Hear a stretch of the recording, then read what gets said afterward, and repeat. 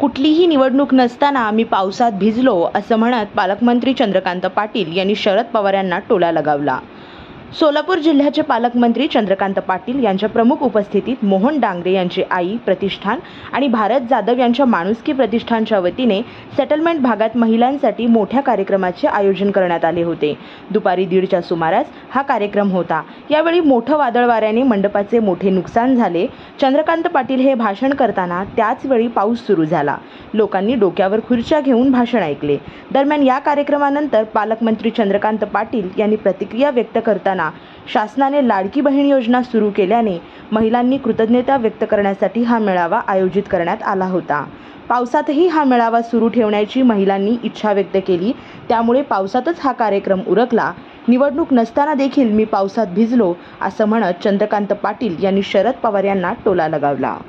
एकतर शासनाने ज्या योजना 4 मोठ्या दिल्या आणि 2 आधी दिल्या, आता काय दिल्या तर दरमहा महिलांच्या अकाउंटवर 1500 रुपये त्यांच्या घर खर्चासाठी मुलांच्या संगोपनासाठी मिळणार।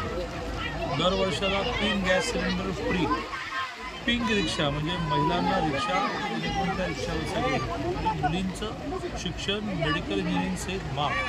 आधी काय तर लेक लाडकी त्याच्यामध्ये जन्मल्यापासून 18पर्यंत 1,02,000। आधी काय तर महिला बचत गटांना कमी व्याजदराचं कर्ज।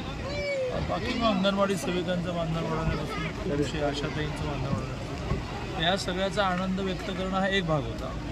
आणि ही जागा जी आहे ती ब्रिटिश काळापासून या भटक्या विमुक्त जाती जमातीची आहे, ती आम्हाला मिळावी, त्याच्यावर आमची घरं व्हावी अशा प्रकारे त्यांची मागणी। ज्यांची घरं झाली त्यांना प्रॉपर्टी कार्ड मिळावी, मिळाली नाही प्रॉपर्टी कार्ड, सातबारा नाही त्यांचा। या सगळ्या विषयामध्ये शासन खूप वेगाने हा प्रश्न मार्गी लावते। मला खात्री आहे की 31 ऑगस्टला यांचा एक मेळावा आहे, त्याच्या आधी हे सगळं पूर्ण होईल आणि माननीय मुख्यमंत्री महोदय आणि दोन्ही उपमुख्यमंत्री महोदय यांच्या हस्ते दादा आज आपला पण महिलाही उठल्या नाहीत आणि तुम्ही हा उत्साह दोघांमध्ये होता। एक मिनिट, कुठलीही निवडणूक जवळ आलेली नसतानाही मी पावसात भिजलो आहे। तो या सगळ्या महिला ज्या एकार्थाने तीव्रतेने आल्या की सरकारचं आम्हाला अभिनंदन, सरकारचं आम्हाला आभार मानतो आणि आमची घरं करा। त्याच्यामध्ये त्यांची इच्छा होती की पावसातही कार्यक्रम करा, म्हणून मी भिजलो तर काय फरक पडला म्हणून आम्ही पावसात कार्यक्रम केला। या समाजातल्या खूप महिला प्रामुख्याने आणि पुरुषसुद्धा मान्यवर ज्यांनी यश मिळवलं अशांचे सन्मान होतो, तेही मी आठवून